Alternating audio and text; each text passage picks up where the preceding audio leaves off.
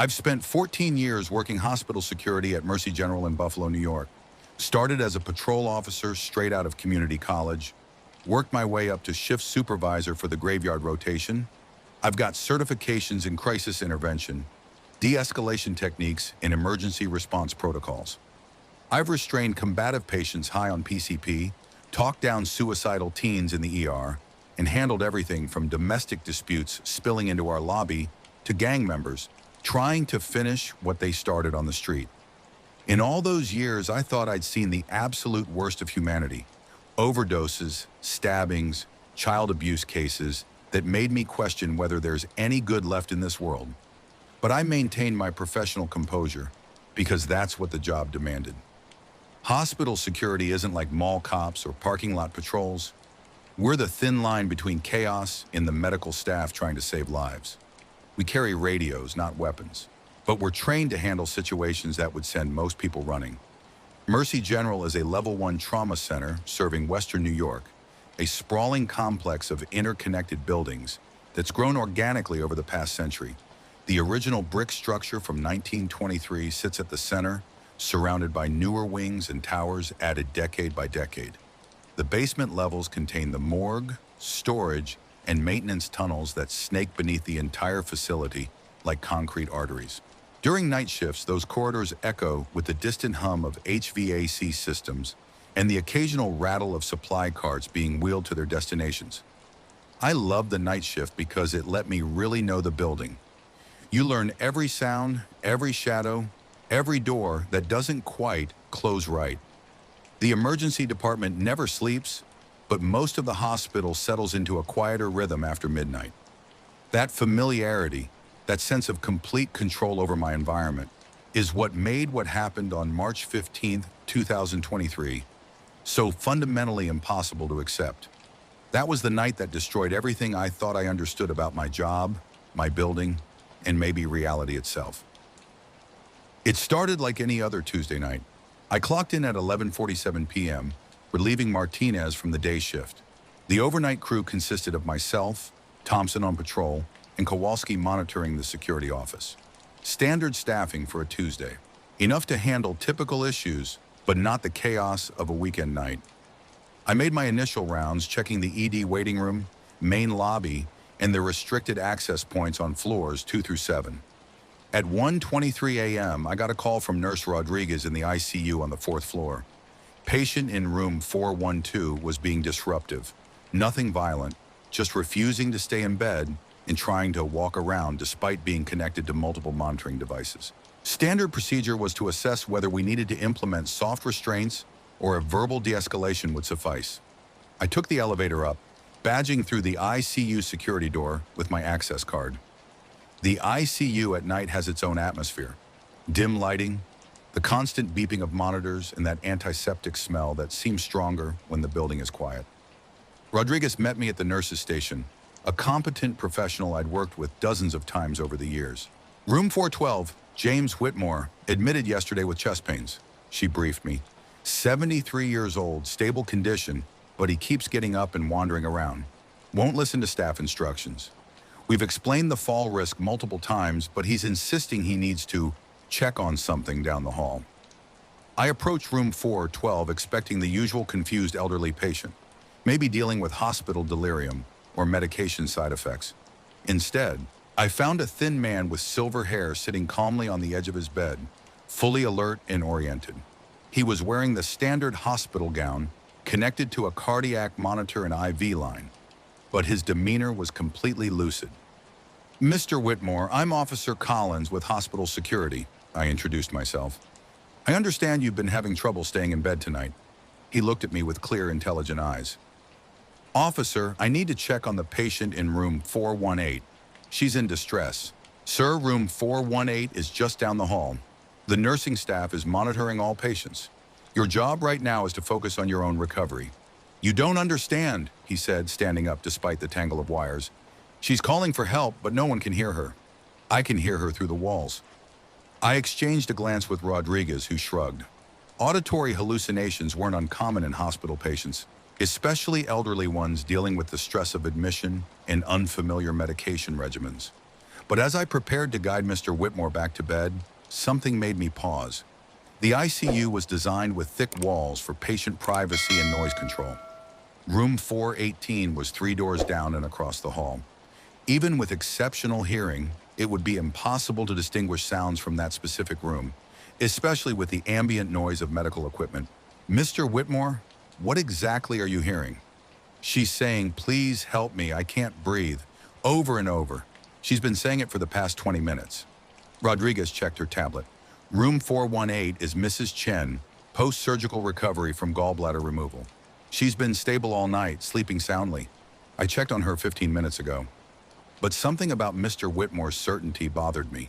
In 14 years, I'd learned to distinguish between confusion and genuine distress. This man wasn't exhibiting any signs of delirium or psychiatric disturbance. He was calm, articulate, and completely convinced of what he was experiencing. Let's walk down there together, I suggested, just to check. We made it 3 steps down the hallway before the code blue alarm started blaring. Room 418. The next few minutes were controlled chaos. The crash team descended on room 418, finding Mrs. Chen in severe respiratory distress. Her airway had become compromised due to an unexpected allergic reaction to post-operative medication. Without immediate intervention, she would have died. The timestamp on the code blue call was 1:41 a.m. According to the nursing notes, Mrs. Chen's last vitals check had been at 1:25 a.m., showing normal oxygen saturation and respiratory patterns. The medication that caused the reaction had been administered at 1:30 a.m. Mr. Whitmore had first mentioned hearing her distress at approximately 1:38 a.m. There was no medical explanation for how he could have known. Mrs. Chen's room was equipped with a call button, but she hadn't pressed it. The allergic reaction had developed too quickly for her to reach it. The walls between ICU rooms were constructed with sound-dampening materials specifically designed to prevent noise transfer. Even if she had been calling out, which the medical evidence suggested she couldn't have been doing due to airway constriction, the sound wouldn't have traveled to room 412. Dr. Martinez, the attending physician, pulled me aside after the emergency was resolved. That was excellent timing, he said. Another 5 minutes and we would have lost her. How did you know to check on her? I explained about Mr. Whitmore's insistence that he could hear her calling for help. Dr. Martinez frowned, checking the timeline in his notes. That's not possible, he said. The reaction timeline doesn't support it. She would have been unconscious within minutes of onset. There's no way she could have been calling out for 20 minutes. But Mr. Whitmore had been specific about the duration. He'd told me she'd been calling for help for 20 minutes before I arrived at his room. That would place the onset of her distress at approximately 1:20 a.m., 10 minutes before the medication was even administered. I returned to room 412 to follow up with Mr. Whitmore, expecting to find him confused or unable to explain what had happened. Instead, he was sitting quietly in bed, his cardiac monitor showing completely normal rhythms. Is she going to be okay? He asked. Yes, sir. Thanks to you, actually. The medical team was able to respond quickly. He nodded, seeming unsurprised. I'm glad. The sound stopped about 5 minutes ago when the doctors arrived. Mr. Whitmore, can you explain to me what you heard exactly? A woman's voice saying, please help me, I can't breathe. It was very clear, like she was speaking directly to me. It started around 1:20, maybe 1:25. Consistent, every few seconds getting more desperate. The timeline he provided was medically impossible, but Mrs. Chen was alive because of information that, according to every professional standard I knew, he couldn't have possessed. I spent the rest of my shift trying to rationalize what had happened. Maybe Mr. Whitmore had exceptional hearing. Maybe the hospital's acoustic design had some flaw that allowed sound to travel in unexpected ways. Maybe it was just an incredible coincidence. He'd imagined hearing distress calls, and coincidentally, there actually was a patient in distress. But none of those explanations felt adequate. I'd worked in this building for 14 years. I knew its construction, its sound patterns, its normal rhythms. What Mr. Whitmore described was impossible. 3 weeks later, I encountered the second case. April 7th, 2023, 2:15 a.m. I was called to the emergency department for a psychiatric evaluation hold. The patient, Maria Santos, had been brought in by police after neighbors reported her standing in her apartment building's hallway, knocking on doors and insisting that someone in the building was dying alone and needed help. The responding officers found no evidence of anyone in distress. All residents were accounted for and safe. Ms. Santos had no history of psychiatric illness, no substances in her system, and no apparent trigger for the episode. She was a 34-year-old elementary school teacher with no prior law enforcement contact. Dr. Patel in the ED wanted a security presence during the evaluation because Ms. Santos was becoming increasingly agitated, not with aggression, but with what appeared to be genuine distress over her inability to make anyone understand her concern. "There's an elderly man in apartment 3B, she told Dr. Patel for the third time. "He's having chest pains. He's trying to call for help, but he can't reach his phone. He's saying, 'Someone please help me,' over and over." I listened to this exchange with growing unease. The specificity of her description, the clarity of her conviction, and her obvious distress over not being believed reminded me too much of Mr. Whitmore. Dr. Patel was patient, but clearly skeptical. "Ms. Santos, the police checked every apartment in your building. They spoke with the resident of 3B, Mr. Kowalski, and he was fine. He answered his door and confirmed he was in good health." "That was 2 hours ago," she insisted. "This is happening now. He needs help now." The timeline didn't make sense. According to the police report, they'd completed their check of the building at 1:30 a.m. Ms. Santos had been transported to our ED at 1:45 a.m. It was now 2:15 a.m., and she was claiming to still hear someone in distress from a location 8 miles away. But something about her certainty made me pick up my radio and contact dispatch. "This is Collins at Mercy General. Can you have a unit do a welfare check on apartment 3B at..." I looked at the address in the police report. 1247 Elmwood Avenue. Resident name Kowalski. Dr. Patel looked at me skeptically, but I'd learned to trust my instincts about people. Ms. Santos wasn't exhibiting signs of psychosis or substance abuse. She was experiencing genuine distress over something she believed was real. The radio crackled back 12 minutes later. "Collins, this is Unit 47. We've got an ambulance en route to that address. Elderly male resident found unconscious in his apartment. Appears to be cardiac event."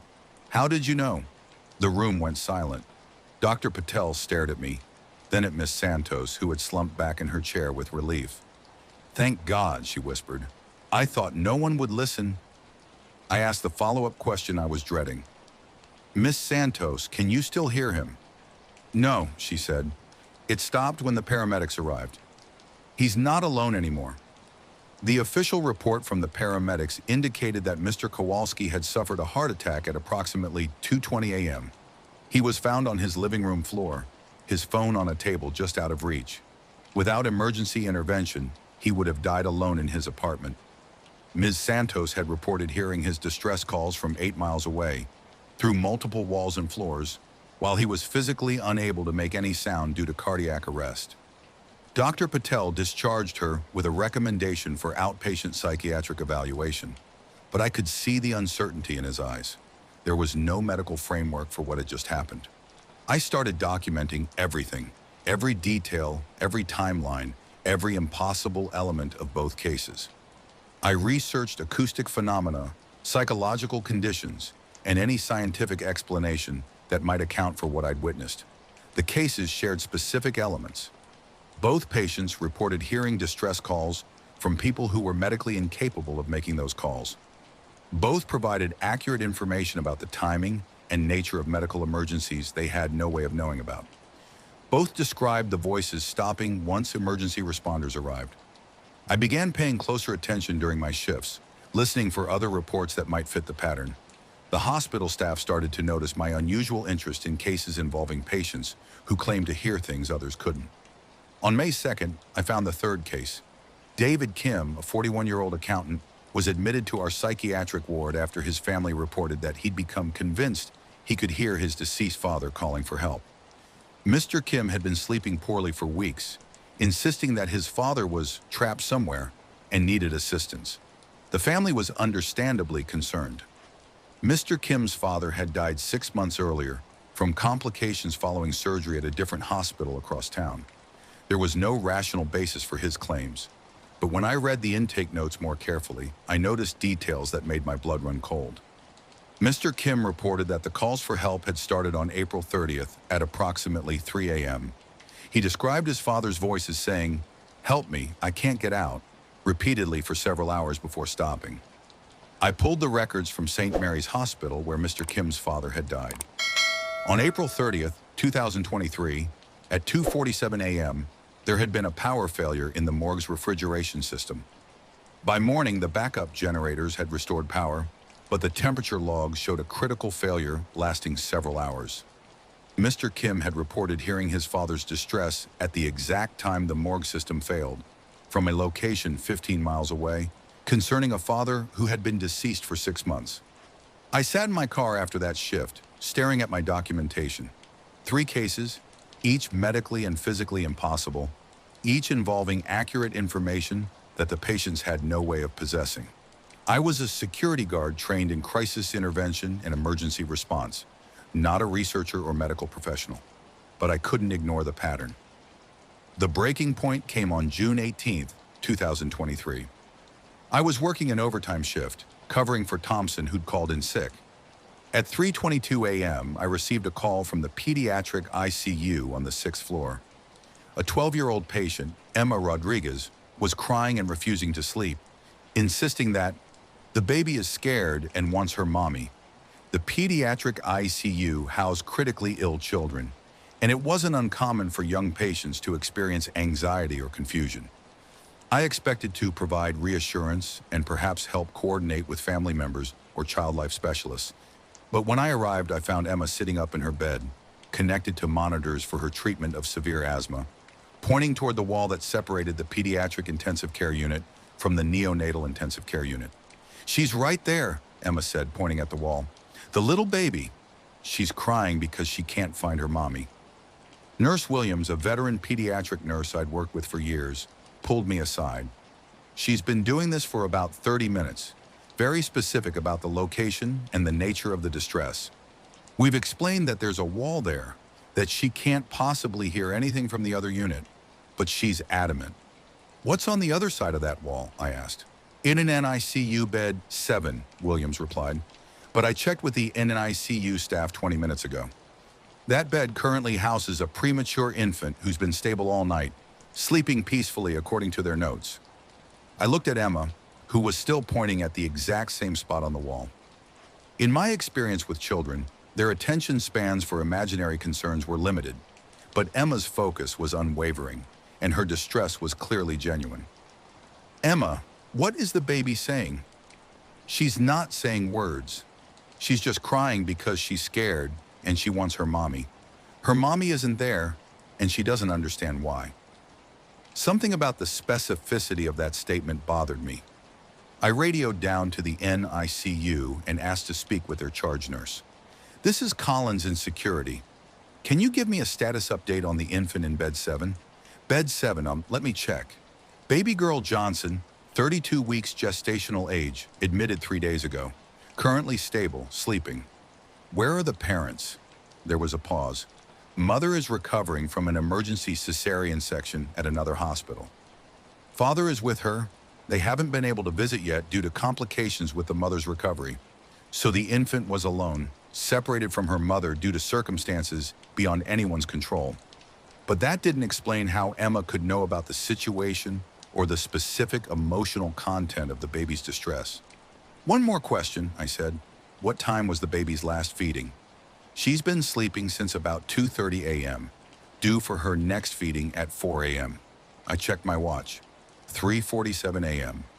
If the infant was sleeping peacefully as reported, there was no basis for Emma's claims about crying or distress.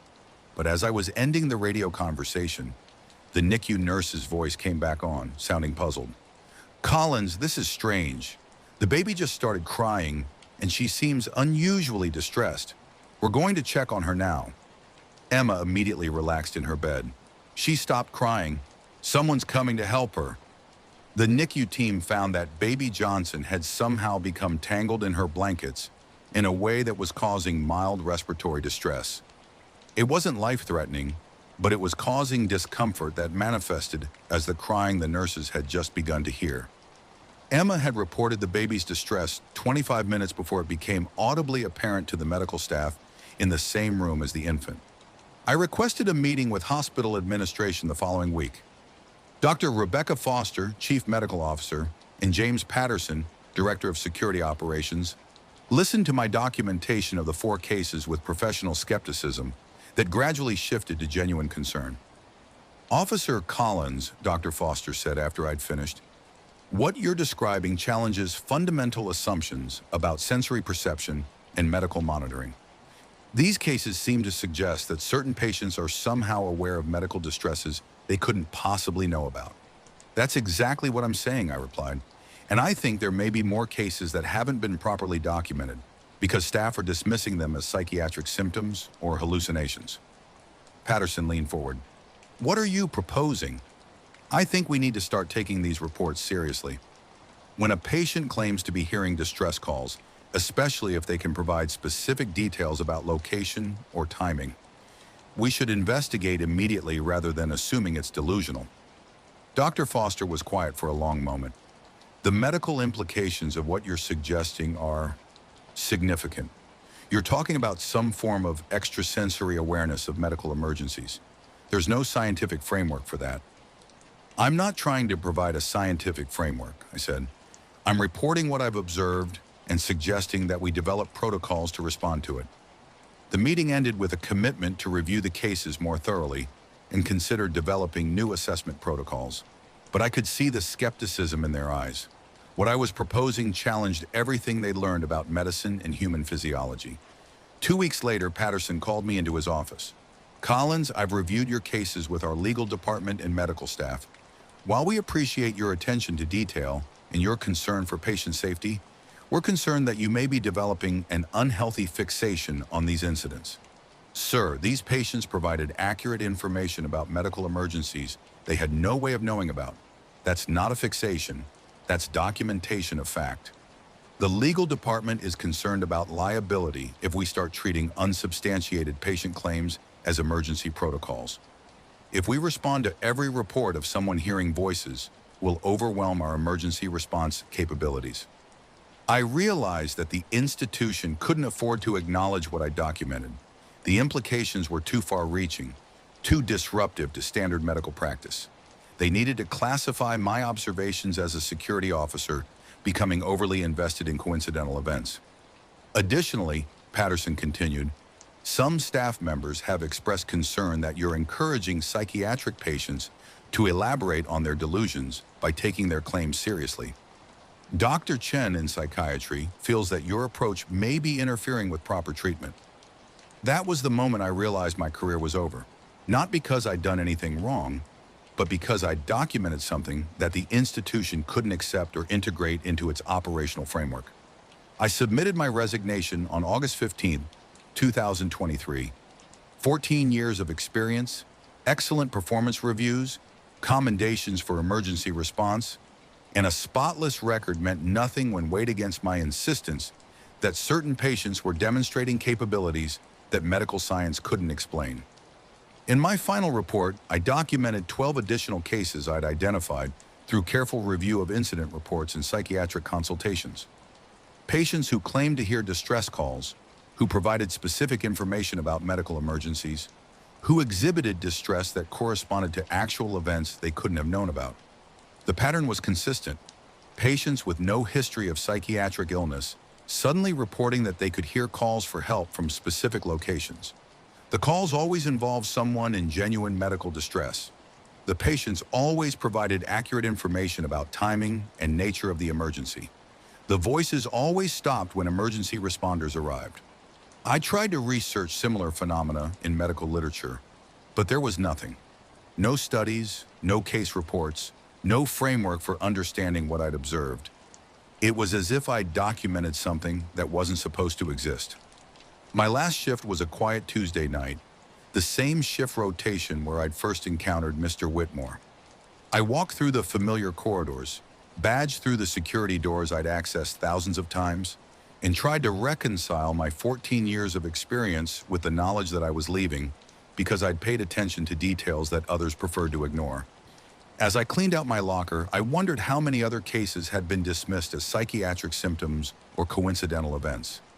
How many patients had provided accurate information about medical emergencies, only to be sedated or transferred to psychiatric evaluation because their claims were medically impossible? The hardest part was accepting that I'd never have answers. I was a security guard who'd stumbled onto something that challenged fundamental assumptions about human perception and medical monitoring.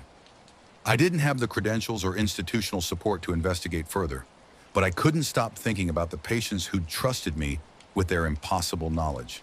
Mr. Whitmore calmly insisting he could hear Mrs. Chen's distress through soundproof walls. Miss Santos desperate to make someone believe that an elderly man 8 miles away needed help. Emma pointing at a wall and providing emotional details about an infant's distress that she couldn't possibly have known. They weren't delusional. They weren't seeking attention. They were experiencing something real that happened to be impossible according to everything I'd been trained to understand about reality. 6 months after my resignation, I received a call from Rodriguez, the ICU nurse who'd first asked me to check on Mr. Whitmore. She'd heard about my leaving and wanted to share something that had been bothering her. "Collins, you remember that night with the patient who heard the woman in distress, Mr. Whitmore?" "Of course. I've been thinking about it ever since. I've worked ICU for 8 years, and I've never seen anything like his certainty about another patient's condition. But here's what's been bothering me. I checked the architectural plans for our unit after you left." She paused and I waited. "The wall between room 412 and room 418 isn't just soundproofed. There's a mechanical room between them, full of HVAC equipment and electrical systems. The noise level in that mechanical space runs about 65 decibels constantly. Even if the walls weren't designed to block sound, the ambient noise would make it impossible to hear anything from the other side. So you're confirming that what he described was impossible. I'm confirming that it was more impossible than we realized at the time. But Collins, here's the thing that really bothers me. Last month we had another patient in room 412. Different person, similar age, admitted for routine observation. Around 2 a.m., he started insisting he could hear someone calling for help from down the hall. My heart started racing. What happened? Room 417 this time. Patient went into cardiac arrest about 10 minutes after our patient started reporting the distress calls. We responded immediately and saved her life. Did you document it? I tried. But administration classified it as coincidental. Said the patient might have heard normal ICU sounds and misinterpreted them as distress. They don't want staff attributing medical intuition to patients who aren't medically trained. After the call ended, I sat in my living room thinking about room 412. 2 different patients, months apart, both reporting distress calls from other ICU rooms, both providing accurate information that led to life-saving interventions. It wasn't about the patients, it was about the location. I spent the following weeks researching the history of Mercy General, particularly the 4th floor ICU. The original building plans from 1923 showed that area had housed the hospital's first intensive care ward. In 1967, the space had been completely renovated following a series of patient deaths that had been attributed to inadequate monitoring equipment. But what caught my attention was a note in the renovation records. Replace acoustic dampening in rooms 410 to 415 following persistent reports of phantom sounds interfering with patient rest. Phantom sounds in 1967. I found similar notes scattered through decades of maintenance records, HVAC modifications to address unusual sound transmission patterns on the 4th floor, electrical system upgrades to eliminate auditory disturbances that were affecting patient recovery, multiple references to acoustic issues that the engineering reports couldn't adequately explain or resolve. The patterns suggested that room 412, and possibly other rooms in that section, had been experiencing acoustic anomalies for over 50 years. But the recent cases weren't about hearing actual sounds. They were about patients somehow becoming aware of medical emergencies in other locations through means that had no scientific explanation. I never found answers that satisfied my need to understand what I'd witnessed, but I've continued to document cases when they come to my attention, building a database of impossible events that medical institutions prefer not to acknowledge. The patients who experience these episodes aren't psychotic or attention-seeking. They're ordinary people who suddenly find themselves aware of medical distresses they couldn't possibly know about.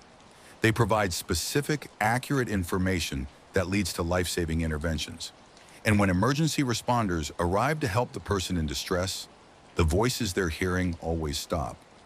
I've come to believe that there are aspects of human awareness and medical emergency response that we don't understand and aren't equipped to study within current scientific frameworks. Certain people, under specific circumstances, seem to become aware of others' medical distress in ways that transcend normal sensory perception. The healthcare system isn't prepared to acknowledge or integrate this phenomenon.